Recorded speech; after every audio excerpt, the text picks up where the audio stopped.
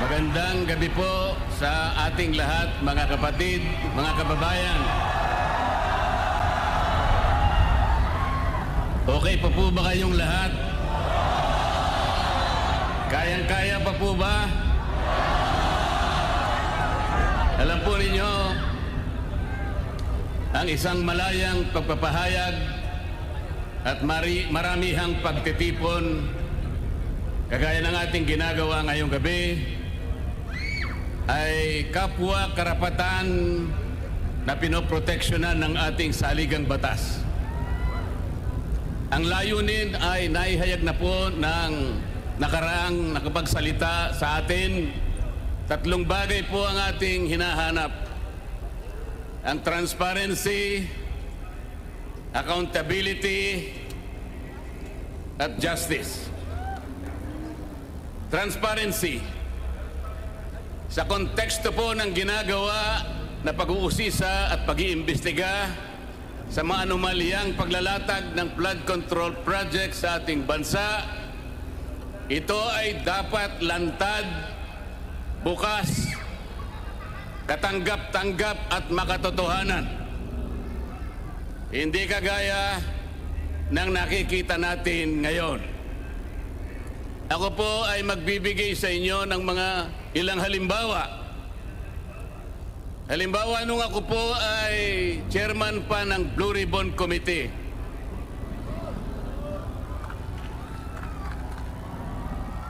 ipinasya ko po na gamitin natin yung batas na nauukol sa Witness Protection Program dahil po napakahirap talagang magturo, maglantad, tumukoy, lalong-lalo na yung mga mastermind ng kawalang-hiyaang ito.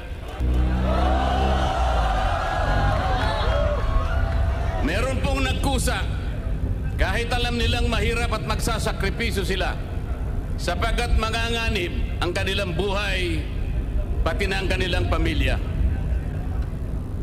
Ang tinutukoy ko po ay ang mag-asawang Diskaya. Para sa ganon ay makatulong sila sa Estado na hanapin natin kung sino yung utak, kung sino ang mastermind.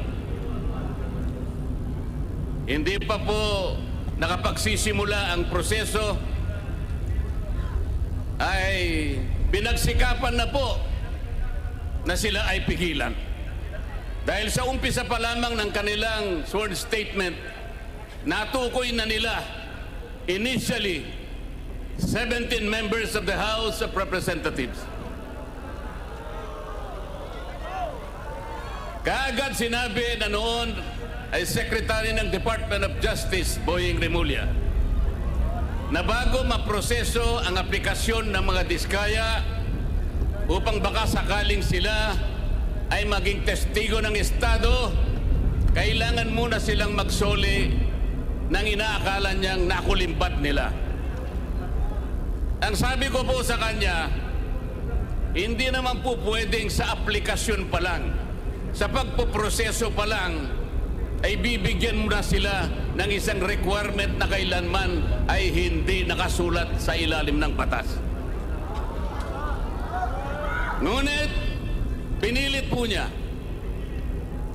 Ang sabi ko pa sa kanya, ang korte lamang ang magsasabi kung magkano ang isusuli ng isang tao pagkatapos ng paglilitis. Sapagkat ang korte rin naman ang magtatakda kung yung nag-a-apply sa Witness Protection Program ay a-approvein ng korte. Ang mag-a-approve po ay korte, hindi po ang Department of Justice. Ngunit dahil ayaw po nila, natatakot sila na baka sakaling magsalita pa ang mga Diskaya, hanggang ngayon ay hindi nila pinapayagang ang proseso para sila ay makapag-apply. Isa ito sa paraan para sa ganon ay hindi matupad ang transparency. Mamaya po ipaliliwanag ko pa lalo ang bahagi na yan.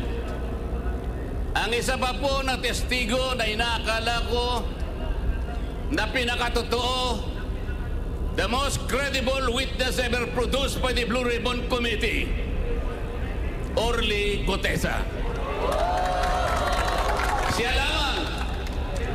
Siya lamang po ang tumukoy at kumonekta sa pagitan ni Saldico at ang dating Speaker, Martin Romualdez. Wala na pong iba. Wala na pong iba. Natakot silang lahat sapagkat totoo ang sinasabi ni Orly Gutesa. Ano po ang ginawa nila? Ang pinagtuunan po nila ay hindi umano na peking notaryo. Paano po mapepeke ang notaryo? Tayo pong lahat, saksi sa umiiral na mga pangyayari sa pagnonotaryo. Pumunta kayo sa malapit na City Hall, makikita nyo ang nakalinyang mga notary publics. Meron po bang nagpapanotaryo sa inyo na bago siya umalis, ay babalikan niya kung sino man yung notaryo at itatanong niya, "Sir, Madam, pasensya na po, ngunit gusto ko lang matiyak kung kayo po talaga ang pumirma sa dokumentong ito." Meron po bang gumagawa noon? Yun po ang kanilang ginagamit na dahilan para ilihis, para sa ganon makaiwas sa tunoy na tinutumbok ng kanyang mga testimonies. Ganito po ang ginagawa nila para sa ganon ay saggaan ang transparency. Mamaya po ipaliliwanag ko pa ang pangyayaring ito. Pagkatapos ginawa po ang tinatawag na ICI. Ito po yung Independent Commission on Infrastructure. Tinatanong ko po paano naging independent ang ginawa nilang ito samantalang sila po ay humihingi ng tulong sa House of Representatives, humihingi ng impormasyon sa Senado, humihingi ng impormasyon sa Sandigang Bayan, sa mga korte at sa lahat ng mga opisina ng ating pamahalaan. Hindi siya independent. At hindi pinakikita yung kanilang proceedings. Mga ilang linggo nang nakararaan, nagsubmit ng affidavit ang dating Speaker ng House of Representatives. Meron po bang nakaalam sa inyo ng pangyayaring ito? Iniulat ba nila sa atin kung anong nilalaman ng affidavit ni Martin Romualdez? Wala po. Hindi po. Talagang gusto tayo ay hindi natin makita ang katotohanan. Ililihis, isisinsay ang katotohanan. Papayag po ba kayo sa ganitong patakaran? Mga kababayan, ang sinusuri, ang iniimbestiga na bilang ng mga flood control projects ay hindi bababa sa 9,000. Sa ngayon po, ang sabi po nila ay nakapagpalitaw na sila ng 500 ghost projects. Hindi ko po alam kung paano nangyari ito. Ang Department of Public Works and Highways gumagamit ng sari-saring applications. Meron silang tinatawag na IMS, merong PCMA, merong MYPS, merong Survey 123. Ang lahat po ng aplikasyon na ito ay di umano'y ginagamit para matukoy ng ganap kung nasaan ang flood control projects. Pero ang totoo po, wala naman pala silang ginagamit mga satellite. Yung sinasabi nilang real-time geotag na project ay marami po ang supply. Kaya hindi po talaga natin kailanman madidetermina ilan ang ghost flood control projects. Meron pa silang tinatawag na quality assurance units. Ito po, opisinang ito ang nakasentro sa pagtingin sa kalidad sa pagkakagawa ng mga flood control projects. Ito ay mula sa kanilang central office, meron silang satellite office sa kanilang mga regional offices at ganun din sa mga district offices. Meron pa silang tinatawag na CPS. Ito po ay yung sistema para sukatin ang competence, ang kakayahan, ang kalidad ng mga contractors na gagamitin. Kung lahat ng pamamaraan na ito, kung lahat ng sistemang ito ay kanilang sinunod, kailanman ay hindi magkakaroon ng ghost projects. Anong ibig sabihin po nito? Hindi po nila sinunod ang mga tuntunin. Nagbulag-bulagan sila sa mga tuntunin. Sapagkat ang pinag-uusapan natin ngayon, mga kababayan, ay halos 1 trilyon piso na nakulimbat sa kaban ng bayan. Ito na po siguro ang pinakamalaking pagnanakaw sa kasaysayan ng Republika ng Pilipinas. Tama po ang mga sinabi ng naunang nagsalita sa atin. Kailangan po natin talaga ang transparency. Kailangan po natin talaga ang accountability. Kung walang transparency, hindi natin makikita, hindi malalantad sa ating lahat. Kung sino ang utak, kung sinong binuno, kung sinong nag-isip ng lahat ng bagay nito. At kung hindi sila magiging accountable kahit kailan, ay hindi magkakaroon ng hustisya sa ating bansa.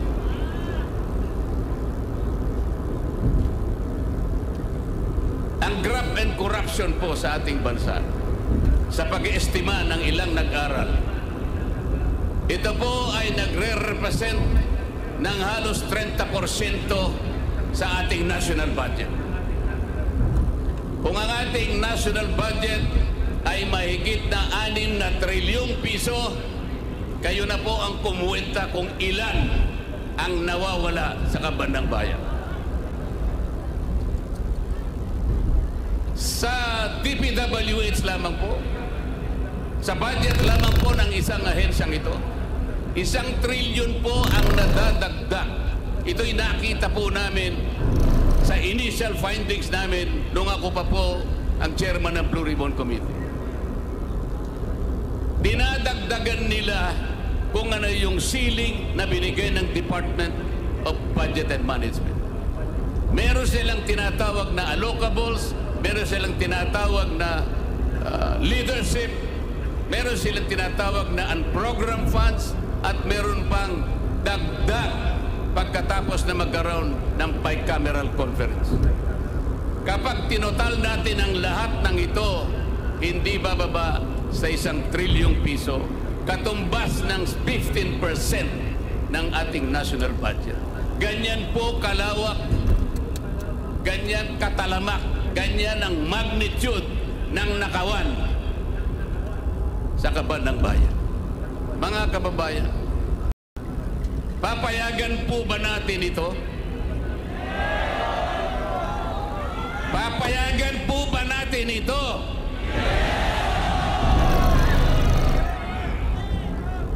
Ano po ang nangyari dahil ganito nga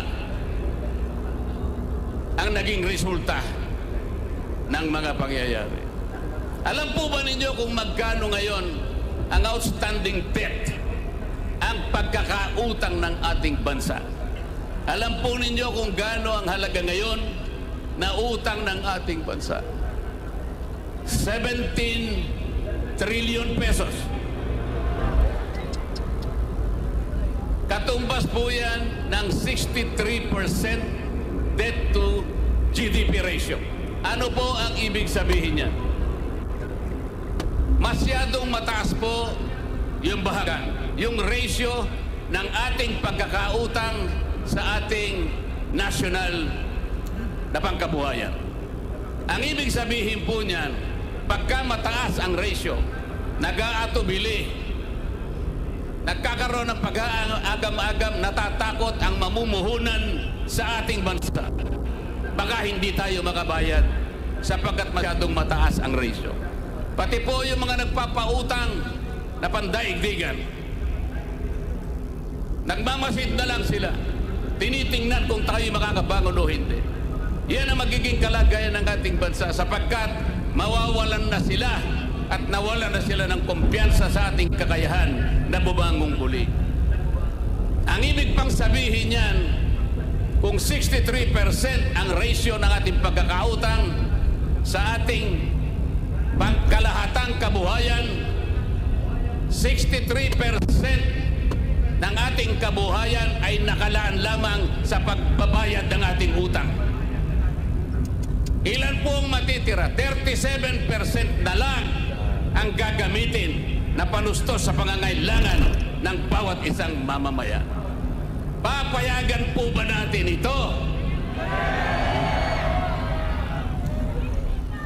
Alam po ninyo, mga kababayan, hindi lamang po tayo nakakakita nito. Ang mga kapitan ng mga industriya sa ating bansa, ang Philippine Chamber of Commerce and Industry, ang Federation of Philippine Industries, Management Association of the Philippines, European Chamber of Commerce of the Philippines, mga kinikilalang organisasyon ng pangangalakal at pagninegosyo sa ating bansa. Sila man ay natatakot, sila man ay nangangamba, nag-aatubili kung mamumuhunan pa. Ito ngayon ang kinasadlakan ng ating bansa. Yung pong namumuhunan na nanggagaling sa iba't ibang bansa o ang tinatawag nilang foreign direct investments. Ito po ay napakamabisang asset na nagagamit natin para palakihin, para pasiglahin ang ating ekonomiya. Alam po ba ninyo kung anong nangyari? 40% ng dumarating na investment sa ating bansa ay bumagsak. 40% na mahigit po. Ang sabi pa nila, at nabanggit na po kanina, ang ating stock market is the worst performing stock market in this region. Ang ating pera, ang ating piso na ngayon ay halos 60 pesos per $1. It is the worst performing currency in the region. Ang nangyari dyan at naging resulta po, kaya naging mababa pati productivity ng ating agriculture. Pati po, ang ating turismo ay naging matamlay. Pati ang ating kalakalan ay naging matamlay. Ito lamang ang nagiging bunga ng korupsyon sapagkat ayaw nilang ilantad at gusto nila ay makaiwas sila sa pananagutan. Ito pa po ang isang problema. Magkano po ang itinakda na budget para sa isang taon? Alam po ba ninyo, mga kababayan, kung magkano? 6.7 trillion pesos. Yan po ang magiging budget natin sa susunod na taon. Magkano naman po ang kikitain natin o tinatawag na projected revenue sa isang taon? 5 trillion daw po. Sa makatuwid, mas malaki po ang ating gagastusin kaysa ating kikitain. Magkaka-deficit po tayo ng 1.7 trillion pesos na uutangin na naman natin sa susunod na taon. Ano po ang ibig sabihin nito? Yung 1.7 trillion na uutangin natin, mangangahulugan na tayo po ay mangungutang ng 142 billion bawat buwan. 4.7 billion bawat araw. O katumbas ng 197 million bawat oras. Hindi po ba kayo kinikilabutan, mga kababayan? Papayagan pa ba natin ito, mga kababayan? Hindi ba dapat ilantad lahat kung sino ang gumawa ng kawalang-hiyaan na ito? Alam po ba ninyo kung ano sinasabi na saligang batas? Tungkol sa bahaging ito na ating pinag-uusapan ng gabi. Yung graft and corruption. Yung paglilingkod sa ating pamahalaan. Article 2, Section 27 of the Philippine Constitution.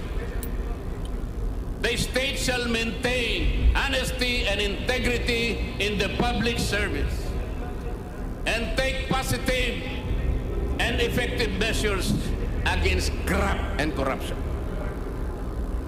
Dapat panatilihin ng Estado ang isang tapat at may integridad na pagsisilbi sa ating bayan. At kailangan maggawa ng positibo at epektigong pamamaraan upang labanan ng katiwalian at corruption. Yan po, yan ang sinasabi ng ating saligang batas. Pero ano po ang ginawa nila? Para lang mapagtakpan ang mga nagkasala, para makaiwas sa accountability, para hindi ilantad, para ganon ay mawala ang transparency. Ano po ang ginawa ng dating Secretary of the Department of Justice, ngayon po ay Ombudsman, Boying Remulla, nung tinanong siya sa Kongreso na paminsan-minsan ay kailangan nating baluktutin ang batas para masumaya ang tao. Tinanong siya kung totoo at tama ang sinabi. Ang sagot niya, yes sir. Siya po ang Secretary of the Department of Justice na ngayon ay Ombudsman. Yung kanyang Prosecutor General, kamakailan lang ay dumalo sa aming pagtitipon sa Blue Ribbon Committee. Doon ay pinilit na naman nila na yung restitution, yung pagsusoli muna ay kailangan gawin ng sino man na gustong mag-apply sa ilalim ng Witness Protection Program. Isipin po ninyo, kahit wala sa tuntunin, kahit hindi requirement ng batas, ipipilit nila, mabaluktot lang ang batas. Kayo po ba, kapag pumunta kayo sa isang restaurant, ang unang pupunta sa inyo ay yung waiter, ibibigay yung menu. Doon ay makakapamili kayo kung anong gusto ninyong kainin. Halimbawa po, ay pinili ninyo na iluto para sa inyo ay paksiw. Paksiw na bangus, halimbawa. Pagkatapos na maibigay nyo sa kanya ang inyong kagustuhan, bigla niya kayong binulungan. Sir, madam, bago ko po iluto ang inyong hiniling na paksiw, ay kinakailangang pumayag kayo na yun ay lalagyan ko ng toyo. Papayag ba kayo? Eh, ang hiniling ninyo paksiw eh. Ang gusto ng Prosecutor General, kahit wala sa batas, ilalagay niya bilang isang requirement para lamang hindi mag-qualify yung tao na gustong tulungan ng gobyerno para usigin kung sino ay nagkasala. Yun po ba'y transparent? Transparent po ba yun? Pa-English pa siya. Akala niya siguro hindi nyo naiintindihan yung English niya kahit na. Kahit convoluted ang kanyang paliwanag. Ang totoo niya, mas marami pa sa inyo mas marunong mag-English kaysa sa kanya.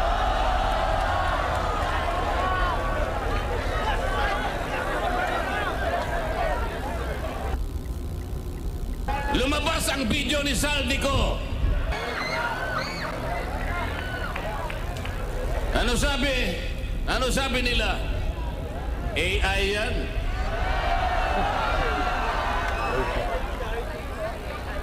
Ano? Sasagkain na naman nila yung transparency. Palalabuin na naman nila. Para sa ganon, yung accountability ay hindi natin may pipilit. AI ba yun?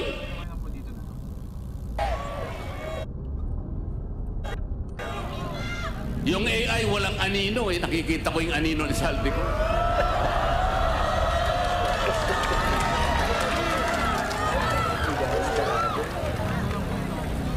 Ngayong kahapon, abot ba rin yung ay, hindi. dahil nakita nila yung paglalahad, yung video recording ni Saldi ko na sinasabi nilang AI. Paano magiging AI? Eh ito'y unang lumabas sa official page ni Saldi ko mismo.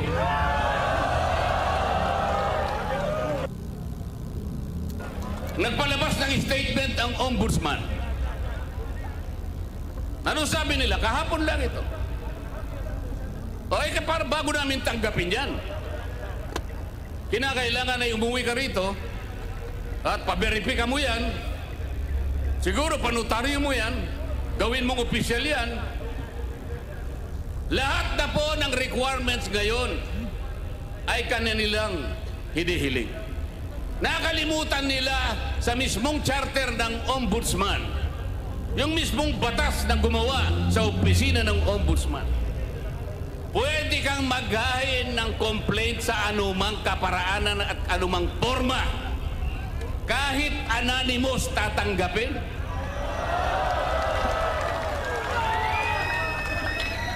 Paano natin may papalitaw ang transparency at magkaroon ng accountability sa ating bansa kung ang namumuno sa Ombudsman Office na dating Secretary ng Department of Justice at ang kanyang Prosecutor General, sila ang unang taga-usig, sila ang unang dapat magsampa ng naukol na kaso para sa ganun mapanagot natin ang nagkasala. Sila pa ang nangunguna para pagtakpan lahat ito. Papayagan po ba natin yan? Hindi ba iniinsulto nila tayo niyan? Papayag ba kayong mainsulto? Yung pangungutang po, walang problema yan. Tayo po, sa maraming pagkakataon, nangungutang din tayo. Ang pinag-uusapan ay yung paggamit mo sa utang. Yung marunong gumamit, magninegosyo siya, kumita siya ng sapat, nabayaran niya yung utang niya, nakapag-ipon pa siya ng konti para sa kanyang pamilya. Ganon dapat. Eh mangungutang tayo para kulimbatin. Mangungutang ka, hindi para sa ikalalaki, ikasisigla ng ekonomiya. Ang utang ay nanakawin pa. Anong mangyayari sa ating bansa?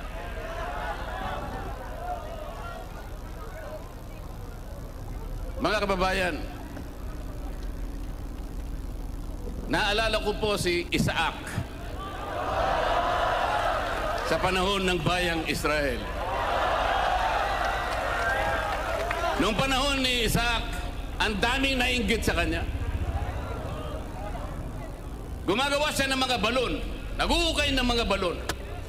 Yung mga kalaban niya, mga Pilisteo, inggit na inggit sa kanya sapagkat nakatutulong siya sa mga komunidad.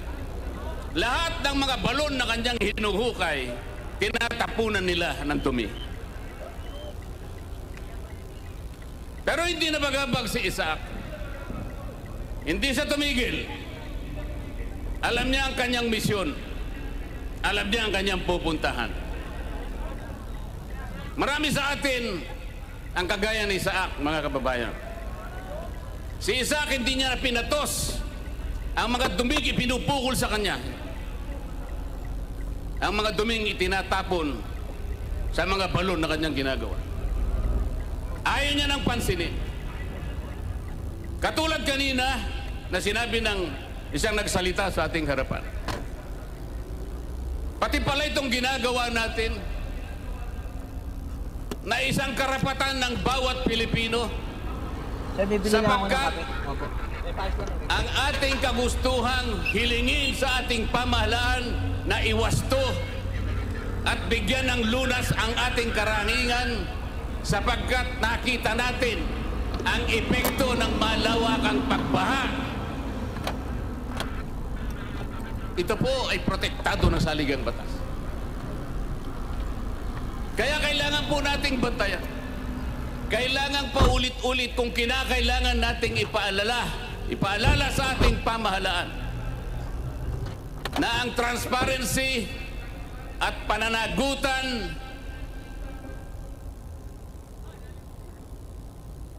ay ito lamang ang tanging dahilan para tayo'y magkamit ng katarungan. At ang katarungan ito ay siyang magdadala ng biyaya ng demokrasya na ating pagsasaluhan bilang isang bansa. Salamat po sa inyong pagkakaisa. Salamat po sa inyong pakikiisa sa ating pamamahala. Mabuhay po!